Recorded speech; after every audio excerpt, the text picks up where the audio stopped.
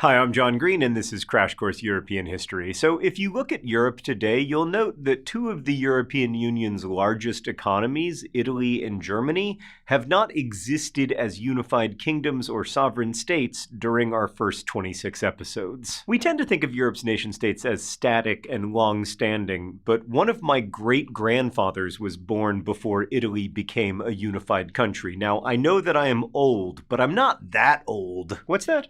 Oh, our script supervisor Zuleha informs me that I am that old. At any rate, all the stereotypes we have of these national identities, that Italians talk with their hands, that Germans have extremely punctual public transport, are quite new, because in 1850, most Italians wouldn't have called themselves Italians. They would have been Genoese or Sicilian or Veronese. The post-revolutionary European world became one of dramatic nation building that ultimately set the stage for 20th century nationalistic fervor. But before we can get nationalist passions riled up, we need to make some more nations.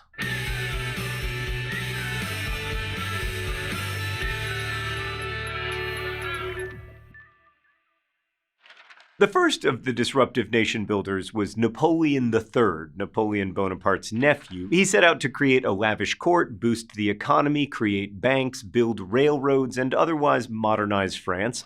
Politically, he set up a rubber stamp legislature, meaning that mostly they just existed to agree with him, and he also outlawed worker activism. Napoleon III's modus operandi was war, as it would be for many of the nation builders of the mid-19th century, and he helped provoke the Crimean War, a short, miserable, and especially deadly one. In it, France, Britain, and the Ottoman Empire fought Russia, which had been challenging Britain across Asia, and the special genius of Napoleon III was to get Austria not to come to the aid of Russia and instead to remain neutral. This cracked the holy alliance of Russia, Prussia, and Austria that had been set up to stabilize Europe, and Russia's defeat in the war ensured that it would not help squash revolution as it had in 1848. Instead, Russia reeled from its military and other shortcomings. By the 1860s, the Tsar recognized the need to free the serfs, reform the military, and set up modern judicial procedures in order to save its autocratic system, or at least to save it for another 50 years.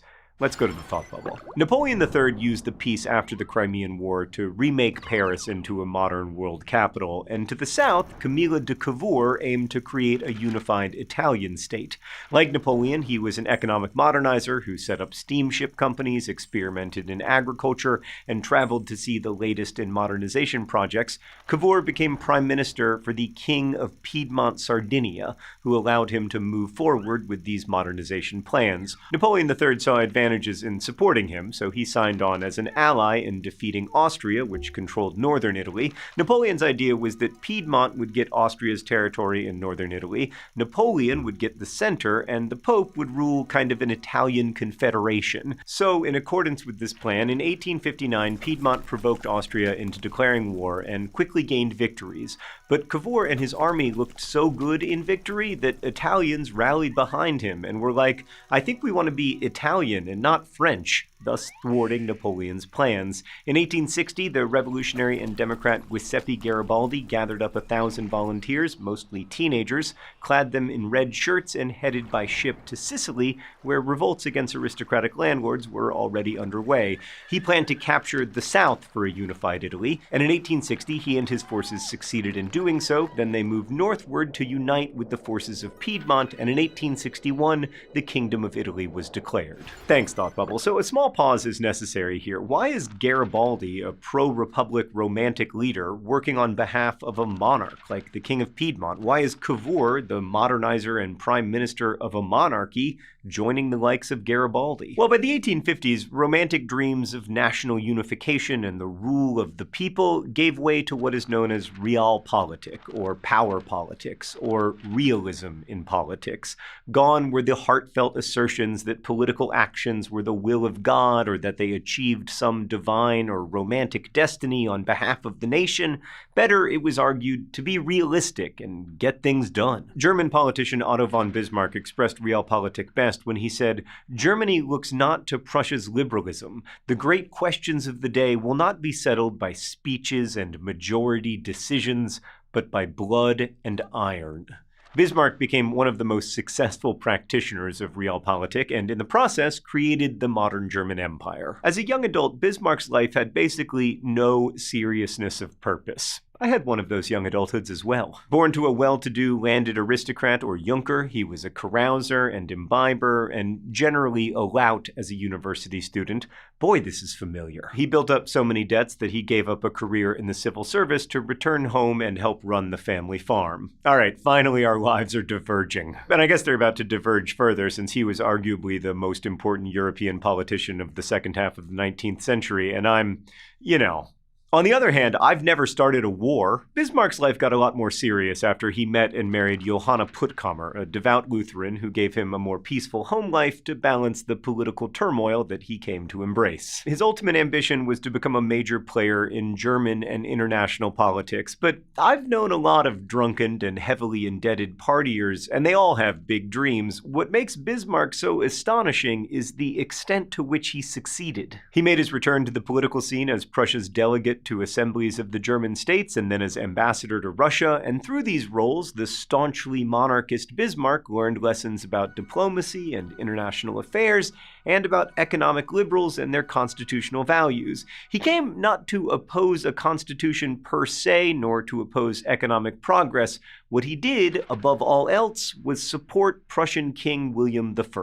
So we shouldn't see Bismarck as opposed to this or that kind of reform so much as strongly in favor of a unified Germany under the leadership of a king. In 1862, William I wanted army reform and modernization, as did some liberals, but William refused to budge on certain other provisions, especially a 3-year term for recruits, and Bismarck promised not to budge either, and then went ahead with the king's version of reform, bypassing parliament altogether by simply collecting taxes and dispensing them as the king wanted. This, among many other actions, made Bismarck enemies of all kinds, partly because of his bullying manner, but he continued to be supported by the one person who really counted: the Prussian king. So for several decades, but most pressingly in the post-1848 atmosphere, a major question was who would lead the Germans, Austria or Prussia? Serving King William I loyally was Bismarck's key to promoting Prussia as the dominant power for Germans. Sometimes people interpret Bismarck as like an all-seeing visionary who carefully plotted every step he took on behalf of Prussia, but historians have now mostly come to believe that Bismarck's political moves were not part of some pre-planned game of 4D chess to outmaneuver Austria.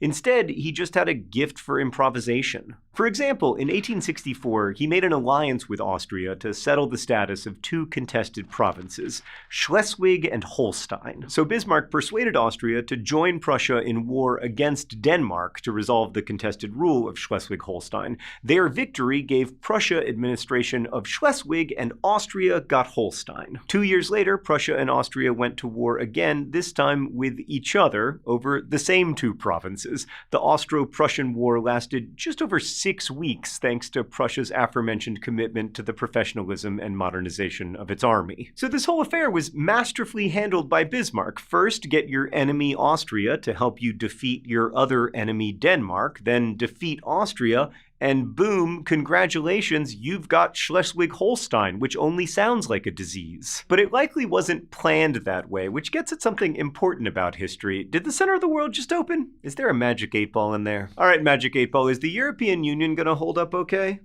It is certain. The thing about history is that it always feels certain because, it already happened. So when we in the present look at Bismarck in the past and the unification of Germany, it all feels like extraordinarily strategic. But I would argue that in the multiverse, there's a bunch of worlds where it doesn't work out the way that it worked out for us. History is what happens to have happened, and we are all making that together, just as Bismarck and everyone else in 19th century Europe was making it. But back to Bismarck. So following this big victory, King William wanted to keep going, to capture Vienna and maybe even Hungary, but Bismarck, with his usual astuteness in international affairs, encouraged the king to pull back and consolidate, as Prussia was now the leading German nation. Bismarck had drawn the northern German kingdoms and states into the North German Confederation, while also aiming to draw in the German states that were still resisting joining Prussia, and how he did this was kind of brilliant in a dark, artsy sort of way. Bismarck deeply understood the growing power of mass-market media like newspapers, and he knew how to feed rumors to them. For instance, there was a battle over who would take the throne of tiny Luxembourg, someone allied with Prussia or someone allied with Napoleon III. As the contest heated up, Bismarck got a personal quote in the papers to the effect that the French were, quote, not the fine people they are usually considered to be,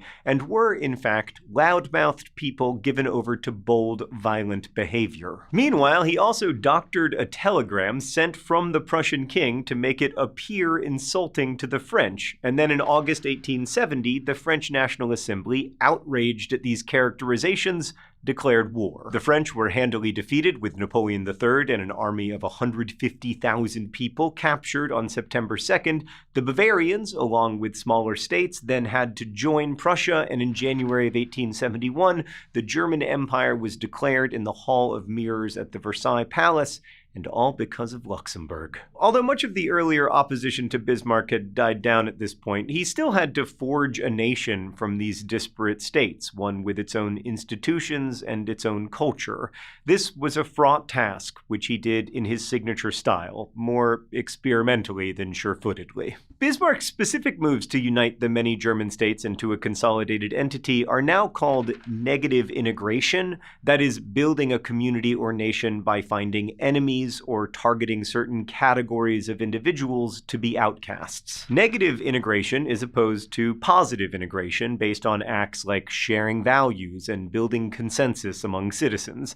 In the 1870s, Bismarck chose to harass, disadvantage, and insult Catholics with the idea of turning citizens against them and uniting Germany in opposition to Catholicism. The cluster of policies against Catholics was called Kulturkampf, and eventually Bismarck abandoned it, not because he didn't want it to work, but because there was widespread outrage among Germans, including Protestants, at the idea of upending religious toleration and making fellow citizens outcasts. Next, Bismarck targeted workers, especially Social Democrats, aka Socialists. Social Democrats were increasing their numbers in elections, and also there were 2 assassination attempts on William I's life, which Bismarck used as an excuse for outlawing the Social Democratic Party. Obviously, it's very important to understand how negative integration works and how the systematic dehumanization of an other to unite a country can become not just problematic, but indeed catastrophic. And I want to be clear that Bismarck didn't invent negative integration or anything, but he did use it. He also put into effect the first social welfare program in the West, which included accident and sickness protection for workers and also unemployment benefits, which were crucial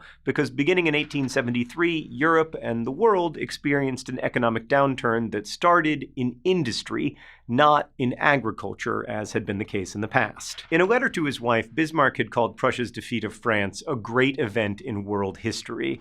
And so it was, as in Italy, and some would say the United States, victories of professional armies had created unified nations. And it's important to understand that nations were not inevitable or natural forms. Some were built on creating shared beliefs and constitutions. In others, negative integration was key to nation building as countries identified themselves in opposition to others or by clearly defining what they weren't. In Germany, the aristocratic land-owning office corps became demigods to the citizenry that believed in them and in military might, while industrialists and economic innovators fell behind in political influence. And when you think about your own communities, whether that's a nation state or a fandom, I think it's interesting to consider whether you are defined primarily by what you share or by what you are, or defined primarily by what you are not or what you are opposed to. We'll see how the many ingredients of nation building evolved in ways both promising and terrifying as Crash Course heads toward the 20th century.